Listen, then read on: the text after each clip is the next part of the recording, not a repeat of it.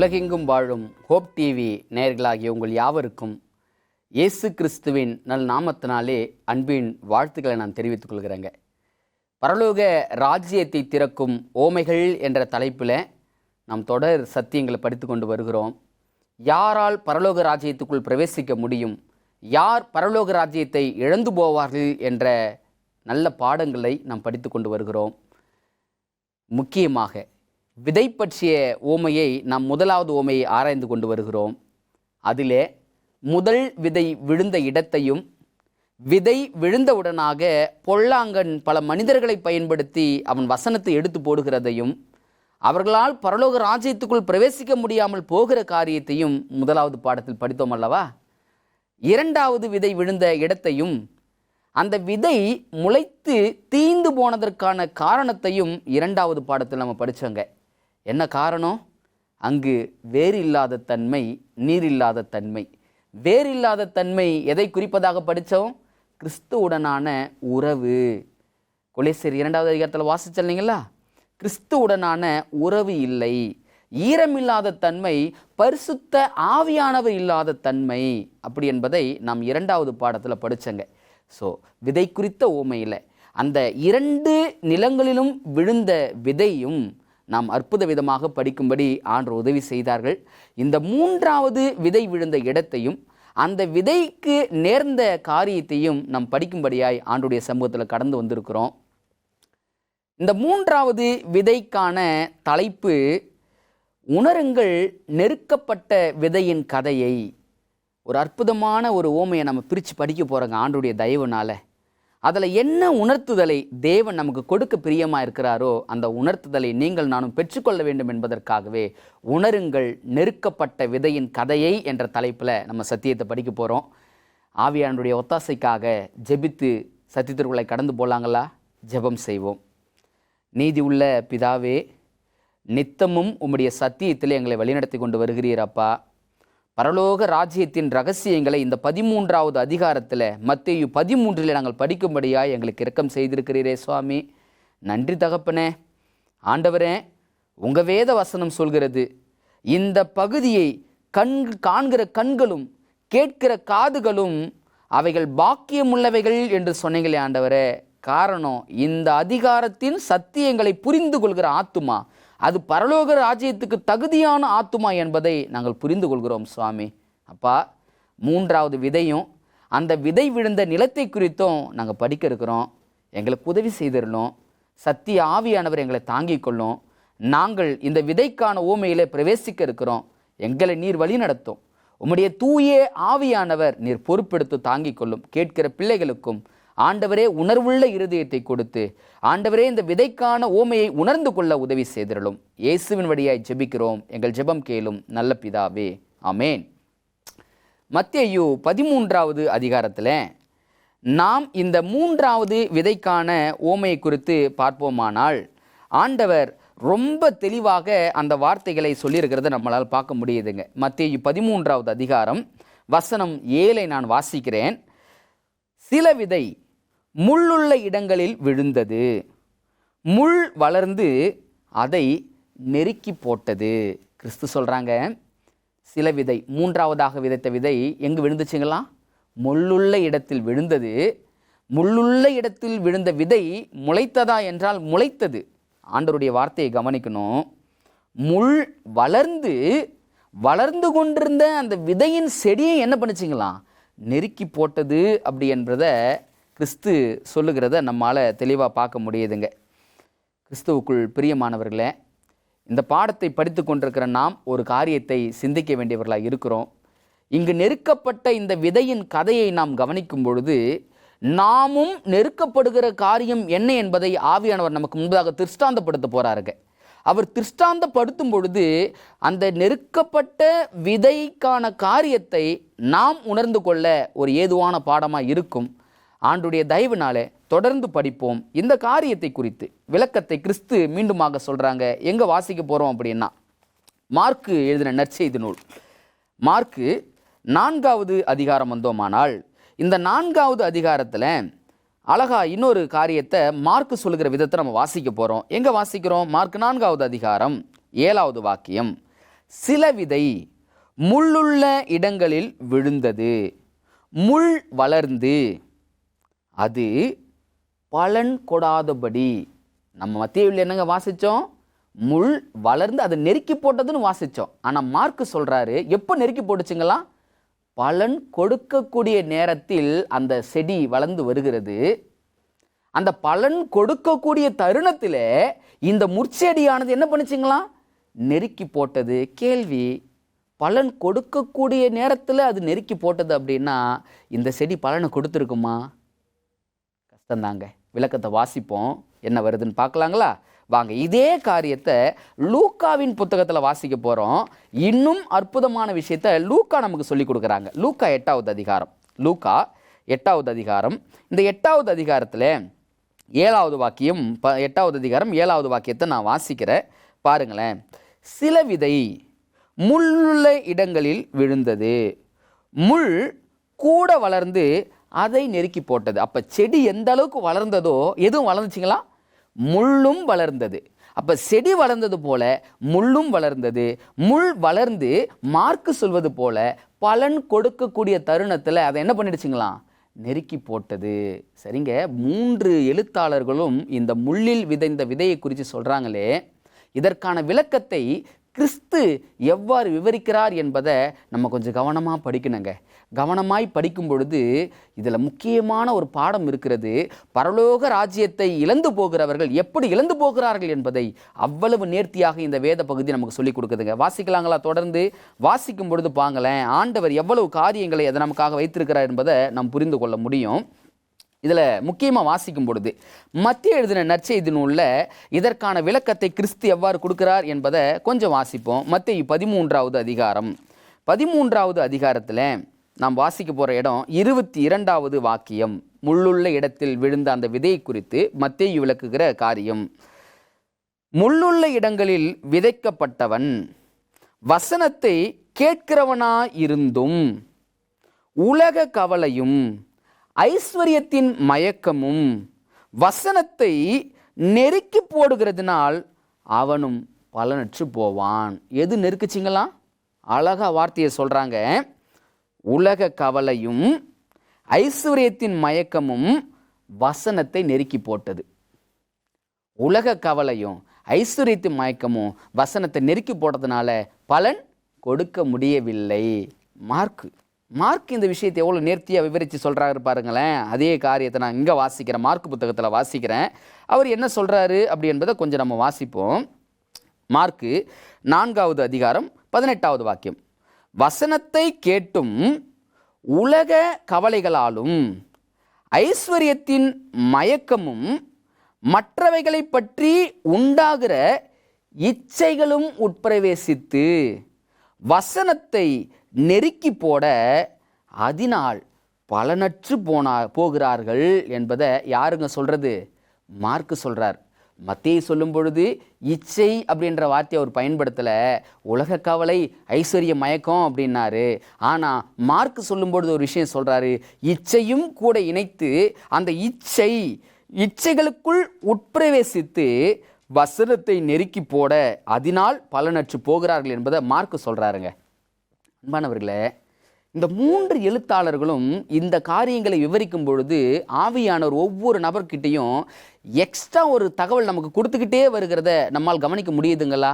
வாங்க லூக்கா புத்தகத்தில் வாசிச்சிருவோம். விளக்கம் என்ன என்பதை பார்த்துட்டு இந்த 3வது விதையிலிருந்து நமக்கு கொடுக்கக்கூடிய பாடம் என்ன என்பதை நம்ம தெளிவுபடுத்தி பார்க்கலாங்க. லூக்கா 8வது அதிகாரம். லூக்கா 8வது அதிகாரம் வரும்பொழுது இந்த முள்ளுள்ள இடத்தில் விழுந்த அந்த விதைக்கான காரியம் என்ன என்பதை வாசிக்க போகிறோம். 14. முள்ளுள்ள இடங்களில் விதைக்கப்பட்டவர்கள் வசனத்தை கேட்கிறவர்களாயிருக்கிறார்கள். கேட்ட உடனே போய் பிரபஞ்சத்திற்குரிய கவலைகளினாலும் ஐஸ்வர்யத்தினாலும் சிற்றின்பங்களினாலும் நெருக்கப்பட்டு பலன் கொடாதிருக்கிறார்கள். கிறிஸ்துவுக்குள் பிரியமானவர்களே, மத்தேயு சொல்லும் பொழுது ஐஸ்வர்யத்தின் கவலையும் உலக மயக்கமும் தான் அவங்களுக்கு வசனத்தை நெருக்கி போட்டது, அவங்களால பணம் கொடுக்க முடியல அப்படின்னு சொல்லி பார்த்தோம். மார்க்கு சொல்லும்போது சொன்னார், இச்சைகளுக்கு உட்பட்டு அவர்கள் வசனத்தை நெருக்கி போட்டது அப்படின்னு சொல்லி பார்த்தோம். ஆனால் லூக்கா எழுதும்போது எழுதுகிறாரு, சிற்றின்பங்களும் அந்த சிற்றின்பங்களும் இணைந்து அழகான வார்த்தையை சொல்றாரு. கேட்ட உடனே போய் பிரபஞ்சத்திற்குரிய கவலைகளினாலும், அடுத்த வார்த்தையை கவனிங்க, ஐஸ்வர்யத்தினாலும் சிற்றின்பங்களினாலும் நெருக்கப்பட்டு. அப்ப இந்த 3 எழுத்தாளர்களின் காரியங்களை நாம் ஆராய்ந்து பார்க்கும் பொழுது, இங்க முள்ளுள்ள இடத்தில் விழுந்த விதை இருக்குது பாருங்க, இது பலன் கொடுக்காமல் போனதற்கு காரணங்கள் என்ன என்பதை நம்ம தெளிவாக புரிஞ்சுக்க முடியுது. இதில் உலக கவலை, ஐஸ்வர்ய மயக்கம், இச்சை, சிற்றின்பங்கள், இது எல்லாம் சேர்ந்து எதை நெருக்குதுங்களா? வசனத்தை நெருக்கி போட்டது என்று மார்க் விவரிச்சாரு. எப்படிங்க வசனத்தை நெருக்கி போடும்? உலக கவலை எப்படிங்க வசனத்தை நெருக்கி போடும்? ஐஸ்வர்ய மயக்கம் எப்படிங்க வசனத்தை நெருக்கி போடும்? சிற்றின்பங்கள் எப்படிங்க வசனத்தை நெருக்கி போடும்? இச்சை எப்படிங்க வசனத்தை நெருக்கி போடும்? அப்ப என்னங்க அர்த்தம் அதுக்கு? ஆவியானவர் ஒத்தாசையோடு தொடரும் பொழுது வசனத்தை நெருக்கி போடுதல் அப்படி என்றால், இந்த உலக கவலையும் ஐஸ்வர்யத்தின் மயக்கமும் சிற்றின்பங்களும் இச்சைகளும் என்ன செய்திருச்சு அப்படின்னா, வசனத்தை நெருக்கி போடுதல் அப்படின்னா அந்த வசனத்தை நாம் வாசிக்காதபடி தூக்கி தூரம் போட்டுடுச்சு. அதை இன்னும் தெளிவாய் புரிந்து கொள்வதற்கு ஒரு வார்த்தையில் நாம் சொல்ல வேண்டுமானால், இந்த சிற்றின்பங்களும் இந்த உலக கவலைகளும் ஐஸ்வர்யத்தின் மயக்கமும் அதுக்கப்புறம் இச்சைகளும் வேத வாசிப்புக்கான இடத்தையும் நேரத்தையும் அது பறித்து கொண்டது. சிந்திச்சு பாருங்களேன். முள்ளுள்ள இடத்தில் விழுந்த விதை பலன் கொடுக்க வரும்பொழுது அழகா வார்த்தையை நம்ம வாசித்தோம். முள்ளும் வளருது, செடியும் வளருது. பலன் கொடுக்க போகிற நேரத்தில் நெருக்கி போட்டது அப்படின்னு சொல்லி பார்க்குறோமே. ஒருவேளை விட்டிருந்தால் அது பலன் கொடுத்துருக்கும். ஆனால் பலன் கொடுக்க விடலை. ஏன் பலன் கொடுக்க விடலை அப்படின்று நம்ம பார்க்கும் பொழுது, வசனத்தை நெருக்கி போட்டது அப்படி என்பதை மார்க்கும் சொல்கிறார், லூக்காவும் சொல்கிறார். மார்க் அதை தீர்க்கமாக எழுதும் பொழுது நெருக்கி போட்டது என்பதை சொல்லும் பொழுது நம்ம அதை எவ்வளமாய் புரிந்து கொள்ள வேண்டுமானால், இந்த உலக கவலை, ஐஸ்வர்யத்தின் மயக்கம், இச்சை, சிற்றின்பங்கள், இது எல்லாமே வசனத்தை நம்மிடமிருந்து எடுத்து போடுகிறது. புரிகிற வகையில் சொல்லணும் அப்படின்னா, வேத வாசிப்புக்கான நேரத்தையும் வேதத்தை தியானிக்கிற அந்த தியானத்தையும் நம் வாழ்க்கையிலிருந்து நீக்கி போடும் பொழுது பலனற்றவர்களாய் நாம் மாறிவிடுகிறோம். இந்த காணொலியை பார்த்து கொண்டிருக்கிற என் அன்பு சகோதரனே, சகோதரியே, வசனத்தை நெருக்கி போடுகிற தன்மை நம்முடைய வாழ்க்கையிலும் காணப்படுதுங்களா? உலக கவலைகள் நம்மை நெருக்கும் பொழுது வேத வாசிப்புக்காக நாம் கடந்து போகிறோமா? சிற்றின்பங்களிலே நாம் திளைத்து கொண்டிருக்கும் பொழுது வேதத்தை வாசிக்க வேண்டும் என்று சொல்லியுடைய ஆர்வம் நம் உள்ளத்தை தூண்டுகிறதா? ஐஸ்வர்யத்தின் மயக்கங்களை நாம் அடைவதற்காக ஓடி ஒளிந்து கொண்டிருக்கிற காலங்கள் எல்லாம், உழைத்து கொண்டிருக்கிற காலங்கள் எல்லாம் நாம் வேத வாசிப்புக்கான நேரத்தையும் காலத்தையும் கொடுத்து விடுகிறோமா? நிறைய பேர்கிட்ட வேத வாசிப்புக்கு இருக்குதுங்க, ஆனால் வேதத்தை தியானிக்கிற தியானம் இருக்கிறதா? சிந்தித்து பார்க்க வேண்டிய ஒரு காரியங்க இது.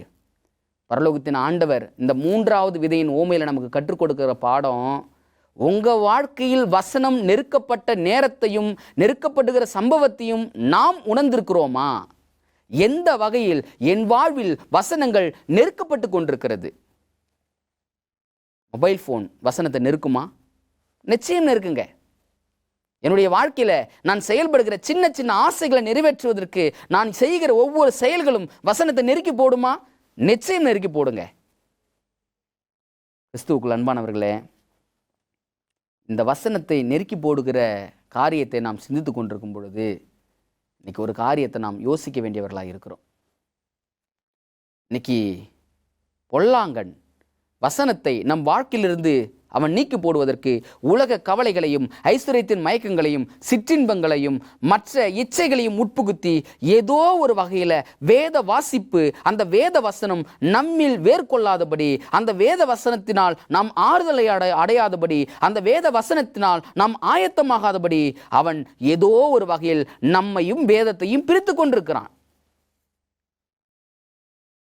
பவுல் சொல்றாங்க, காலத்தை பார்த்தால் போதகர்களாக இருக்க வேண்டிய நீங்களோ இன்னும் பால் உண்ணவர்களாக இருக்கிறீர்கள் அப்படின்னு சொல்றாரு. அந்த வசனத்துக்கான அர்த்தம் என்னன்னு புரிகிறதா? எத்தனையோ சத்தியங்களை காதார கேட்குறங்க, எல்லா காரியத்தையும் செய்திருந்தாலும் குணத்தை அடைந்து அந்த குணத்திற்கான மகிமையான பரலோக ராஜ்யத்துக்குள்ள பிரவேசித்திருக்க வேண்டிய நாட்கள் என்றோ நடந்திருக்க வேண்டும். ஆனால் இன்றைய வரைக்கும் நடக்கலை. ஏன் நடக்கலை அப்படின்னா குணம் மாறலை. எப்போங்க குணம் மாறும்? வேத வசனம் என் வாழ்க்கையாய் மாறும்போது தானே குணம் மாறும். இன்னைக்கு வேத வசனம் நம் வாழ்க்கையில் எந்தெந்த வகையில் நெருக்கப்பட்டு கொண்டிருக்கிறது என்பதை சிந்தித்து பார்க்கிறோமா? பரலோக ராஜ்யத்தின் பொக்கிஷங்களை 13வது அதிகாரத்தில் தேவன் வைத்திருக்கிறார் என்று ஆரம்பத்தில் நான் சொன்னேனே. வசனம் என் வாழ்வில் வாழ்வடைந்திருக்கும் போது அல்லவா நான் பரலோக ராஜ்யத்துக்குள் பிரவேசிக்க முடியும். அது என் வாழ்வில் நெருக்கப்பட்டிருக்கும் பொழுது என்னால் பிரவேசிக்க முடியுமா? வாய்ப்பே இல்லைங்க. கிறிஸ்துவுக்குள் அன்பானவர்களே, என் நேரம் எதற்கானதாக இருக்கிறது? என் காலங்கள் எதற்காக கொடுக்கப்பட்டு கொண்டிருக்கிறது? நான் கனி கொடுக்கக்கூடியவனாய் மாறி இருக்க வேண்டிய காலம் இது. ஆனால் என் கனி கொடுக்கக்கூடிய வாழ்க்கையும் என் கனி கொடுக்கக்கூடிய தன்மைக்குள்ளாகவும் நான் கடந்து வந்திருக்கிறேன் என்பதை யோசிக்க வேண்டிய காலத்தில் இருந்து கொண்டிருக்கிறேங்க. அன்பானவர்களே, ஆண்டவர் சொல்றாங்க, நெருக்கப்பட்ட அந்த விதையை பாருப்பா, முள்ளின் விதையை பாருப்பா. நெருக்கப்பட்ட அந்த விதை எப்படி முள்ளால் நெருக்கப்பட்டதோ அப்படி இன்னைக்கு பல வகையான முள்கள் இந்த உலகத்தில் இருக்கிறது. அந்த முள்கள் உன்னை நெருக்கி பலன் கொடாதபடி ஏதோ ஒரு வகையில் உன்னை அழுத்தி வைத்திருக்கிறது என்பதை நாம் புரிந்து கொள்ள வேண்டும் என்பதை தேவன் இந்த பாடத்தின் மூலம் கொடுக்கிறாருங்க. பரலோக ராஜ்யத்துக்குள்ளாக பிரவேசிக்க பிரியப்பட்டு கொண்டிருக்கிற நீங்களும் நானும், பரலோக ராஜ்யத்தை சொந்த தேசமாக மாற்றிக்கொள்ள துடிதுடித்துக் கொண்டிருக்கிற நீங்களும் நானும், வசனத்திற்கான காரியங்கள் என் வாழ்க்கையில் எவ்வளவா இருக்கிறது, வேத வசனத்துக்கான தன்மை என் வாழ்க்கையில் எவ்வளவா இருக்கிறது என்பதை சிந்திச்சு பாருங்க. இன்னைக்கு எதுங்க எனக்கு சந்தோஷத்தை கொடுத்துக்கிட்டு இருக்குது? இன்னைக்கு எனக்கு சந்தோஷம் வரணும் அப்படின்னா நான் எதை தேடுறேன், எதை தேடிக்கொண்டிருக்கிறேன்? தாவீது பக்தன் சொன்னது போல நான் சொல்கிறேன், என் வாழ்க்கையில உம்முடைய வேதம் என் மனமகிழ்ச்சியா இல்லாமல் போயிருந்தால் நான் என் துக்கத்திலே அழிந்து போயிருப்பேன் அப்படின்னு சொன்னாரே. இன்னைக்கு அந்த வார்த்தையை இந்த காணொலியை பார்க்குற நாம் சொல்ல முடியுமா? இன்னைக்கு சந்தோஷத்தை எங்கெங்க தேடிக்கிட்டு இருக்கிறோம்? யூடியூப்ல தேடிக்கிட்டு இருக்கிறோமா? இன்னைக்கு மற்ற வெளியில இருக்கிற காரியங்களை போய் தேடிக்கிட்டு இருக்கிறோமா? அந்த சந்தோஷங்கள் ஒருபோதும் பரலோக ராஜ்யத்துக்குள் பிரவேசிக்க வழிவகுத்து கொடுக்காதுங்க. பரலோக பொக்கிஷமான வேத சத்தியத்தை நாம் வாழ்க்கையில் வாழ்வாக்கி கொண்டிருக்கும் பொழுதுதான் அது நமக்கு பரலோகத்துக்கான பொக்கிஷத்தை தேடி கொடுக்கும். இன்னைக்கு அதை உணர்ந்தவர்கள் எத்தனை பேர்? அதனால தான் ஆண்டவர் சொன்னாங்க, ஏசாயாவின் தீர்க்க தரிசனம் நிறைவேறுகிறது உங்கள் வாழ்க்கையில் அப்படின்னு சொன்னாங்க இல்லைங்களா? நம்முடைய வாழ்க்கையில் ஏசாயாவின் தீர்க்க தரிசனம் எப்படி நிறைவேறுகிறது அப்படின்னா, இந்த 13வது அதிகாரத்தில் தேவன் இவ்வளவு தெளிவாக பேசுறாங்க. வசனம் உன் வாழ்வில் நெருக்கப்பட்டு கொண்டிருக்கிறது. எந்தெந்த வகைகள் நெருக்கப்படுகிறது அப்படின்னா, உலக கவலை, ஐஸ்வர்யம், சிற்றின்பம், இச்சை, இது எல்லாமே உன் வாழ்க்கையை நெருக்கி கொண்டிருக்கிறது. உன் வாழ்க்கையில் வசனம் வாழ்வடையாதபடி அது உன்னை நெருக்கி கொண்டிருக்கிறது. அதிலிருந்து வெளியே வா என்ற சத்தத்தை தேவன் தொடர்ச்சியாக கொடுத்து கொண்டிருக்கிறார். என்னிலேயோ என்ன? அன்பானவர்களே, இந்த விதை ஏதோ அங்கே முள்ளுள்ள இடத்துல விழுந்துச்சு, பலன் கொடுக்கல, அதனால் அது அவ்வளோதான் முடிஞ்சு கடந்து போகிற விஷயமா? அது என் நித்தியத்தை தீர்மானிக்கிற புள்ளி அல்லவா அது. இன்னைக்கு வேத வாசிப்பு என் வாழ்க்கையில் எப்படி போய்கிட்டு இருக்குது? 3வது விதைக்கான விஷயத்தை நம்ம படிக்கும் பொழுது இவ்வளோ காரியங்கள் நம்ம படிக்கிறோமே. 2வது விதை விழுந்த இடம் கற்பாறை நிலம், வேரும் இல்லை நீரும் இல்லை என்று சொல்லி படித்தோமே. அங்கு வேரும் நீரும் இல்லாதவருடைய நிலை என்னவோ அதே தானே எனக்கு இங்க வேத வாசிப்பின் வாழ்க்கையில் எவ்வளவா இருக்கிறது? சிந்தித்து பார்க்க வேண்டிய காலத்தில் இருக்கிறாங்க. பரலோகம் செல்ல பிரியப்படுகிற நீங்களும் நானும் எந்த வகையில் வேத வசனம் என் வாழ்வில் நெருக்கப்பட்டிருக்கிறது?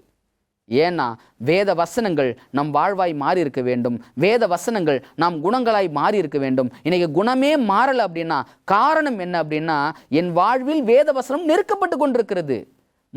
அந்த முள் செல்போனா இருக்கலாம், அந்த முள் விளையாட்டா இருக்கலாம், அந்த முள் என் வேலையா இருக்கலாம், அந்த முள் என் குடும்பமா இருக்கலாம், அந்த முள் என் இச்சைக்கான ஏதோ ஒரு காரியமா இருக்கலாம். ஆனா ஏதோ ஒரு வகையில் வசனம் என் வாழ்வில் நெருக்கப்பட்டு கொண்டிருக்கிறது என்பதை நான் சிந்திக்க வேண்டும். மத்தேயு 13வது அதிகாரத்தில் பரலோகத்தின் தேவன் பரலோகத்தை சென்றடைய வேண்டிய நமக்கு கொடுக்கிற மிகப்பெரிய பாடம். இன்னைக்கு அந்த முள் எப்படி அந்த செடியை நெருக்கி போட்டதோ அப்படியாக இன்னைக்கு நம்முடைய வாழ்க்கையிலும் எப்படி வேத வசனம் வளராதபடி வசனத்தை என்னென்ன காரியங்கள் என் வாழ்க்கையில் நெருக்கி போட்டு கொண்டிருக்கிறது என்பதை சிந்தித்து பார்ப்போம். கிறிஸ்துவுக்குள் பிரியமானவர்களே, தாவீது பக்தன் சொன்ன வார்த்தையை ஆரம்பத்தில் அடியன் சொன்னது போல் இன்னைக்கு யாராவது சொல்ல முடியுமா? சொல்வதற்கான காரியங்கள் நம்ம மத்தியில் உண்டா? சிந்திச்சு பாருங்களேன். சந்தோஷம் எதை தேடி நம்ம போய்கிட்டு இருக்கிறோம்? எங்கு சந்தோஷத்தை தேடிக்கொண்டிருக்கிறோம்? சிற்றின்பங்களிலா, உலக ஐஸ்வர்யத்திலா, எங்கு தேடிக்கொண்டிருக்கிறோம்? சந்தோஷத்தை தரக்கூடிய ஒரே ஒரு காரியம் கர்த்தருடைய வேத புத்தகம் மாத்திரமே. அந்த வேத புத்தகம் நம் வாழ்க்கையில் வாழ்வாகும் பொழுது, அந்த வேத புத்தகம் நமக்கானதாய் மாறும் பொழுது மாத்திரமே அங்கு வேத வசனம் நம்மில் வளரவும் கனி கொடுக்கக்கூடிய வாழ்விற்குள்ளாகவும் நாம் பிரவேசிக்க முடியும் என்பதை நாம் தெளிவாய் புரிந்து கொள்ள வேண்டும். கலாத்தியர் 5வது அதிகாரத்தில் ஆவியின் கனிகளை குறித்து படிக்கிறோம் அல்லவா? ஏன் ஆவியின் கனி என்னிடத்துல இன்னும் வெளிப்படலை அப்படின்னா, ஏதோ ஒரு வகையில் அந்த கனி வெளிப்படாதபடி என்னிடத்துல நெருக்கம் இருக்கிறது. அந்த நெருக்கம் என்ன என்பதை நான் அடையாளம் கண்டு அந்த நெருக்கத்தை விலக்கினால் ஒழிய என்னால் பலன் கொடுக்கக்கூடியவனாய் மாற முடியாது. அன்பானவர்களே, அந்த நெருக்கம் எது? அந்த நெருக்கத்தை கண்டறிந்து விட்டோமா? அந்த நெருக்கத்தை நம் வாழ்க்கையிலிருந்து வெளியேற்றுவதற்கான காரியங்களை நாம் சிந்தித்து கொண்டிருக்கிறோமா? இன்னைக்கு நிறைய நேரங்களில் வேலை அவசியம், ஆனால் அந்த வேலை ஏதோ ஒரு வகையில் வசனத்தை என் வாழ்வில் நெருக்கி கொண்டிருக்கலாம். குடும்பம் அவசியம், உறவுகள் அவசியம், நண்பர்கள் அவசியம். இந்த உலகத்தில் இருக்கிற ஒவ்வொரு காரியங்கள் நமக்கு தேவையாக இருக்கலாம். ஆனால் தேவையானது ஏதோ ஒரு வகையில் என் வாழ்வையும் என் வாழ்விற்கான காரியங்களையும் அது பாழாக்கி கொண்டிருக்கிறத நான் சிந்திக்காமலே செயல்பட்டு கொண்டிருக்கிறேனா? அன்பானவர்களே, பரலோக ராஜ்யத்தின் பொக்கிஷங்கள் அழகான விதையின் மூலமாய் ஆண்டவர் நமக்கு வெளிப்படுத்தி கொண்டிருக்கிறார். இந்த சத்தியத்தை ஒருவேளை புரிந்து கொண்டு இன்றைக்கு இந்த சத்தியத்தின் மூலமா ஆண்டவரே என்கிட்ட நீங்க பேசியிருக்கிறீங்க, இத்தனை நாள் வசனத்தை நெருக்கி கொண்டிருக்கிற காரியம் என்ன என்பதை என் வாழ்வில் கண்டறிவதற்கு எனக்கு கிருபை செஞ்சீங்க, இனிமேலும் வசனம் நெருக்கி போடாதபடி நான் இதை என்னை விட்டு விலக்குகிறேன் என்று சொல்லி அந்த முள்ளை செடியை விட்டு விலக்கி வைத்தது போல நாமும் நம்முடைய வாழ்க்கையில் நெருக்குகின்ற அந்த காரியங்களை விலக்கி வைப்போமானால் நிச்சயமாக பரலோகத்தின் ரகசியமான சத்தியத்தை நாம் பெற்றுக்கொண்டு அந்த பரலோக ராஜ்யத்துக்குள்ளாக பிரவேசிக்கிற பாக்கியத்தை பரம தகப்பன் நமக்கு தருவாருங்க. அன்பானவர்களே, அந்த பாக்கியத்தை தீர்க்கதரிசிகளும் அடையலைங்களா, நீதிமான்களும் அடையலைங்களா? அதை யாருக்கு ஆண்டவர் வைத்திருக்கிறாரு? நமக்கு வைத்திருக்கிறாருங்க. அவங்க அடையாமல் போனார்கள் என்று சொல்லி வேதத்தில் வாசித்தோமே. இன்னைக்கு இந்த சத்தியத்தை கேட்கிற நாம் அடைந்தாக வேண்டும் என்பதற்காக தான் ஆவியானவர் பிரியப்பட்டு பேசி கொண்டிருக்கிறார். ஆண்டவர் பேசுகிற அந்த சத்தத்திற்கு செவி கொடுத்து, ஆண்டவரே நீர் பேசும் நாங்கள் கேட்கிறோம், நாங்கள் கீழ்ப்படுகிறோம் என்று சொல்லி நம்மளை அர்ப்பணிப்போமானால் நிச்சயமாக ஆண்டவர் நாம் எவ்வளவு நெருக்கத்தில் இருந்தாலும் நம்மை விடுதலை செய்து, நாம் எவ்வளவு ஒடுக்கத்தில் இருந்தாலும் நம்மை மேலெடுத்தி நம்மை பரலோக ராஜ்யத்திற்கு கனி கொடுக்கக்கூடிய வாழ்க்கைக்குள்ளாய் கொண்டு வந்து தேவன் பரம ராஜ்யத்தில் நம்மை சேர்ப்பார் என்பதில் எந்தவித சந்தேகமும் இல்லைங்க. யாராவது நெருக்கப்பட்டவங்க இந்த செய்தியை கேட்டுக்கொண்டிருக்கிறீங்களா? உங்களுக்காக ஒரு ஜெபம் பண்ணிட்டுங்களா? ஆண்டவர் நமக்கு விடுதலை தரும்படியாக ஜெபிப்போமா? பரிசுத்தமுள்ள எங்கள் நல்ல ஆண்டவரே, இதோ முள்ளுள்ள இடத்தில் விதைக்கப்பட்ட விதையை குறித்து நாங்கள் படித்தோமே. ஆண்டவரே, இன்னைக்கு பல முள்கள் எங்கள் வாழ்க்கையில் உண்டு ஐயா.